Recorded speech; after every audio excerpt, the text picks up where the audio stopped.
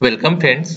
मैंने CGPSC mains के previous year question paper का एनालिसिस का वीडियो सीरीज स्टार्ट किया हुआ है।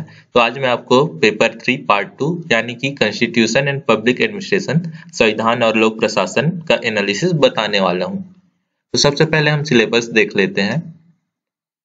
तो ये सिलेबस है इंग्लिश में कॉन्स्टिट्यूशन एंड पब्लिक एडमिनिस्ट्रेशन का। येलो कलर में जो हाईलाइटेड है वो है कॉन्स्टिट्यूशन का सिलेबस, और जो ग्रीन कलर में हाईलाइटेड है वो है पब्लिक एडमिनिस्ट्रेशन का सिलेबस। तो आपको इस चीज को जानना है। ज्यादातर लोग समझते हैं कि जो पार्ट 2 है वो कॉन्स्टिट्यूशन है यानी कि संविधान, लेकिन यहाँ पे दो अलग अलग सब्जेक्ट है, कॉन्स्टिट्यूशन और पब्लिक एडमिनिस्ट्रेशन। ये आपको ध्यान में रखना है। अब हम सेम चीज हिंदी में देख लेते हैं। तो जो पीले कलर में हाईलाइटेड है वो है संविधान का सिलेबस, और जो लोक प्रशासन है वो हरे कलर में हाईलाइटेड है। तो ये आपको सिलेबस को भी ध्यान में रखना है। अब पिछले साल से सिलेबस चेंज हुआ है तो पैटर्न भी चेंज हुआ है, तो उसके बारे में जान लेते हैं। तो देखते हैं पैटर्न बिफोर सिलेबस चेंज। तो जो पहले सिलेबस हुआ करता था उसमें कॉन्स्टिट्यूशन और पब्लिक एडमिनिस्ट्रेशन यानी कि संविधान और लोक प्रशासन दोनों अलग अलग सेक्शन हुआ करते थे। तो दोनों में से अलग अलग क्वेश्चन पूछे जाते थे। तो 2 मार्क्स के चार क्वेश्चन पूछे जाते थे, दोनों में से 4 मार्क्स के 2 क्वेश्चन पूछे जाते थे, और 8 मार्क्स के एक क्वेश्चन पूछे जाते थे। और जो लॉन्ग आंसर क्वेश्चन होता था यानी कि जो 20 और 30 मार्क्स के होते थे, तो अगर संविधान यानी कि कॉन्स्टिट्यूशन से 20 मार्क्स का पूछा जा रहा है तो लोक प्रशासन यानी पब्लिक एडमिनिस्ट्रेशन से 30 मार्क्स का पूछा जाता था। और यही उल्टा हो जाता था, अगर लोक प्रशासन से 30 पूछा जा रहा है तो संविधान से 20 पूछा जाता था। तो इसका भी एक अलग पैटर्न होता था। आप चाहे तो उन दोनों को अटेम्प्ट कर सकते थे या फिर नहीं कर सकते थे, या फिर दोनों को अटेम्प्ट कर सकते थे, क्योंकि जो क्वेश्चन आता था लॉन्ग आंसर वो जो बाकी 3 पार्ट है, जो भारत के इतिहास है और छत्तीसगढ़ के इतिहास, उसके साथ पूछा जाता था। तो ओवरऑल मार्क्स देखें तो ये 68 से लेके 98 तक का हुआ करता था। अब जब सिलेबस चेंज हुआ है तो देखते हैं।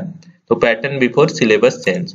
अब सिलेबस चेंज होने के बाद जो टोटल मार्क्स हो गया है कॉन्स्टिट्यूशन और पब्लिक एडमिनिस्ट्रेशन का, वो 50 मार्क्स हो गया है। मतलब वेटेज कम हुआ है। पहले 68 और 98 हुआ करता था, दोनों हो सकता था, अब 50 मार्क्स का हो गया है। और जो सेक्शन हुआ करता था पहले, संविधान और लोक प्रशासन दोनों अलग अलग हुआ करता था, लेकिन अब कॉन्स्टिट्यूशन और पब्लिक एडमिनिस्ट्रेशन दोनों मिला के एक सेक्शन हो गया। आप ये सिलेबस में भी देख लिए होंगे। तो पिछले साल के क्वेश्चन को देखते हैं। तो दोनों मिला के 6 क्वेश्चन आए थे 2 मार्क्स के पहले। तो कॉन्स्टिट्यूशन और पब्लिक एडमिनिस्ट्रेशन से 3 क्वेश्चन पूछे गए थे, और जो 4 मार्क्स के क्वेश्चन है टोटल 3 पूछे गए थे। तो कॉन्स्टिट्यूशन से 2 क्वेश्चन यानी कि संविधान से 2 क्वेश्चन आया था, और पब्लिक एडमिनिस्ट्रेशन से 1 क्वेश्चन आया था। और 8 मार्क्स के 2 क्वेश्चन पूछे गए थे, तो दोनों में से एक क्वेश्चन पूछे गए थे। और 10 मार्क्स का क्वेश्चन पूछा गया था, तो कॉन्स्टिट्यूशन से 1 क्वेश्चन आया था और पब्लिक एडमिनिस्ट्रेशन से 1 क्वेश्चन आया था। तो 2 क्वेश्चन आए थे, लेकिन अटेम्प्ट हमको सिर्फ 1 करना था, और वो 10 मार्क्स का था। तो अब ये टोटल मार्क्स 50 है। तो मैंने आपको बताया वेटेज कम हो गया है, इसलिए भी आपको वेटेज के हिसाब से पढ़ाई करना है। तो मैं आपको सजेस्ट करूंगा कि आप कॉन्स्टिट्यूशन से ज्यादा पब्लिक एडमिनिस्ट्रेशन यानी कि लोक प्रशासन पे ज्यादा फोकस रखें, क्योंकि इससे ज्यादा स्कोरिंग हो सकता है। अगर यहाँ पे मार्क्स डिस्ट्रीब्यूशन देखें तो 23, 27 यानी कि 23-27 ऐसे मार्क्स हो सकते हैं, दोनों में से आ सकते हैं। तो कॉन्स्टिट्यूशन का सिलेबस बहुत बड़ा है, तो मैं आपको सजेस्ट करूंगा कि आप लोक प्रशासन पे ज्यादा ध्यान दें। अब हम एनालिसिस देखते हैं। तो जो मैंने बाकी एनालिसिस में आपको ग्राफ के हिसाब से बताया है, तो ग्राफ मैं इसलिए बनाता था क्योंकि उसका एक पैटर्न होता था कि यहाँ से इतने क्वेश्चन आ रहे हैं, इतने आ रहे हैं। लेकिन जो संविधान है, लोक प्रशासन है, उसमें एक ग्राफ बनना मुश्किल है। एक बहुत हौच पौच हो जाता है ग्राफ बनने में, ग्राफ बहुत अच्छे से नहीं दिखता। इसलिए मैं आपको सीधा सीधा बता रहा हूँ कि कैसे क्वेश्चन आते हैं और कहाँ कहाँ से आ सकते हैं। तो पहले संविधान का देखते हैं, कॉन्स्टिट्यूशन का। तो पहले 4 क्वेश्चन आते थे 2 मार्क्स का, मैंने ये बताया, लेकिन अब 3 आते हैं। तो जो पहले आते थे उसमें 2 क्वेश्चन जो होते थे वो डेवलपमेंट, फॉर्मेशन, फीचर, प्रीएम्बल और नेचर ऑफ कॉन्स्टिट्यूशन से पूछे जाते थे, यानी कि संविधान का विकास, उसका निर्माण, और उसमें क्या क्या फीचर्स हैं, क्या क्या विशेषताएं हैं, और जो प्रस्तावना होती है संविधान की, और जो प्रकृति और विशेषता होती है संविधान की, उससे 2 क्वेश्चन पूछे जाते थे। इसमें आपका मीनिंग और डिफिनेशन पूछा जाता था जनरली, और अभी भी 2 क्वेश्चन पूछे जाते हैं इन्हीं सब पार्ट से। तो जो सिलेबस का स्टार्टिंग पार्ट है वहां से 2 क्वेश्चन पूछे जाते हैं 2 मार्क्स के में। फिर एक क्वेश्चन जो है आर्टिकल यानी कि अनुच्छेद और शेड्यूल यानी कि भाग, तो अनुच्छेद और भाग से एक क्वेश्चन पहले पूछा जाता था, इस बार नहीं पूछा गया है।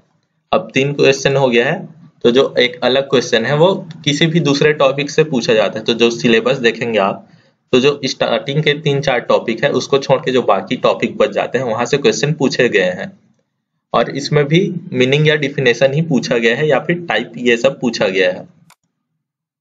अब हम पब्लिक एडमिनिस्ट्रेशन यानी कि लोक प्रशासन का देखते हैं। तो जो 4 क्वेश्चन आते थे, अब 3 क्वेश्चन आते हैं। इसमें मीनिंग यानी कि उसका मतलब यानी कि अर्थ, डिफिनेशन परिभाषा, कॉन्सेप्ट, उसका पीछे क्या कॉन्सेप्ट है वो, फीचर्स, नेचर्स, कैरेक्टरिस्टिक्स मतलब प्रकृति विशेषता, ये सब पूछा जाता है। और ये किस चीज का पूछा जाता है, ये पूछा जाता है टर्म इन द सिलेबस का, यानी कि सिलेबस में आपका कुछ कुछ शब्द देखेंगे, कुछ कुछ टर्म देखेंगे, वहीं से ही उसका मीनिंग, डिफिनेशन या कॉन्सेप्ट पूछा जाता है। तो 4 क्वेश्चन इसमें सिंपली पूछा जाता है, तो आपको डिफिनेशन, मीनिंग ये सब याद रखना है 2 मार्क्स के क्वेश्चन के लिए। अब हम 4 मार्क्स का क्वेश्चन देखते हैं। तो 4 मार्क्स के क्वेश्चन में पहले कॉन्स्टिट्यूशन को देखते हैं यानी संविधान को। तो 2 क्वेश्चन पूछे जाते हैं। संविधान में इस बार 2 पूछे गए थे, पहले दो पूछे जाते थे, इस बार भी 2 पूछे गए थे। तो इसमें जो है फीचर्स, प्रोसेस, फंक्शन और ऑब्जेक्टिव पूछे गए हैं। या तो कोई पोस्ट है यानी कि जैसे कि चीफ मिनिस्टर, तो उनका क्या क्या फंक्शन हो सकता है ये पूछा जाता है। या फिर कोई बॉडी है जैसे कि इलेक्शन कमीशन जो है उसका फीचर्स पूछा जाता है, ऑब्जेक्टिव पूछा जाता है। या फिर कुछ कुछ प्रोसेस है जैसे कि लॉ मेकिंग प्रोसेस या जुडिशरी का कोई प्रोसेस। तो ऐसे क्वेश्चन 4 मार्क्स में पूछे गए हैं संविधान से। उसके बाद रोल या कैरेक्टरिस्टिक्स पूछे गए हैं। तो यही जो पोस्ट होते हैं अलग अलग, जैसे कि सीएजी हो गया और अटॉर्नी जनरल हो गया, तो इन सब का रोल और कैरेक्टरिस्टिक्स पूछा गया है। उसके बाद कोई स्टेटमेंट दे दिया है, कोई वाक्य दे दिया है अलग अलग, और उसको एक्सप्लेन करने के लिए बोला गया है 4 मार्क्स के क्वेश्चन में संविधान का। तो ये भी दो क्वेश्चन आएंगे, ये आपको ध्यान में रखना है। तो ऐसे क्वेश्चन पूछे जाते हैं संविधान में। उसके बाद पब्लिक एडमिनिस्ट्रेशन का देखते हैं। तो इसका भी लगभग सेम है और इसका 2 मार्क्स से ज्यादा रिलेटेड है। इसमें फिर से meaning, definition, concept, feature, nature, method और मॉडल पूछे गए हैं। कुछ कुछ अलग अलग मॉडल दिए गए हैं, कुछ कुछ थिंकर हुए हैं, उन्होंने अलग अलग मॉडल दिए हैं, जैसे कि मोटिवेशन पे, डिसीजन मेकिंग पे, उन सब चीजों को 4 मार्क्स के क्वेश्चन में पूछा गया है लोक प्रशासन में। उसके बाद हम 8 मार्क्स के क्वेश्चन को देखते हैं। तो पहले संविधान का देख लेते हैं। तो जैसे कि 4 मार्क्स के क्वेश्चन में था, स्टेटमेंट को एक्सप्लेन करना था, कोई वाक्य दे दिया है उसको एक्सप्लेन करना था, वही चीज 8 मार्क्स में पूछा गया है। इसमें संविधान और लोक प्रशासन से एक एक क्वेश्चन आएंगे, तो आपको ये भी ध्यान में रखना है।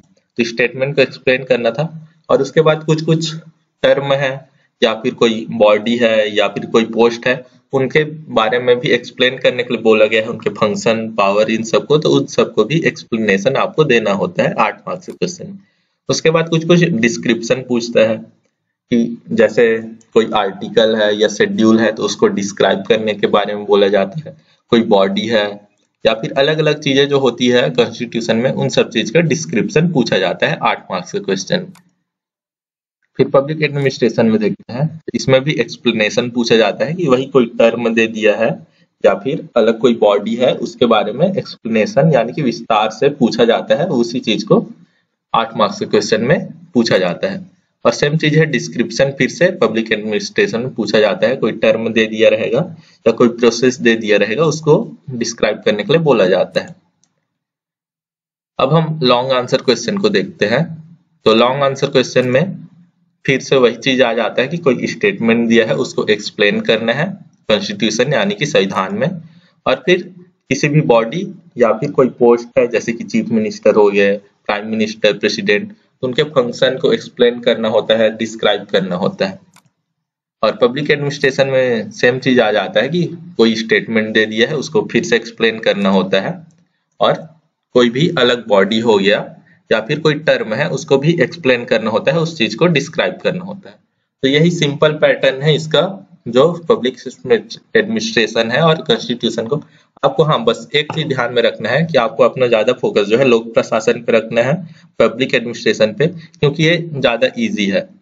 हाँ, आपको कॉन्स्टिट्यूशन को छोड़ना नहीं है, उसको भी ध्यान देना है। लेकिन अगर 2 मार्क्स के क्वेश्चन को आप अच्छे से कर लें तो जो स्टार्टिंग का सिलेबस है उसको ध्यान में रख के आप पढ़ाई करें तो आपके लिए ज्यादा बेटर होगा। तो ये था वीडियो कॉन्स्टिट्यूशन और पब्लिक एडमिनिस्ट्रेशन के एनालिसिस पे। Thank you for watching. इस वीडियो को लाइक करिएगा, शेयर करिएगा और मेरे चैनल को सब्सक्राइब करिएगा।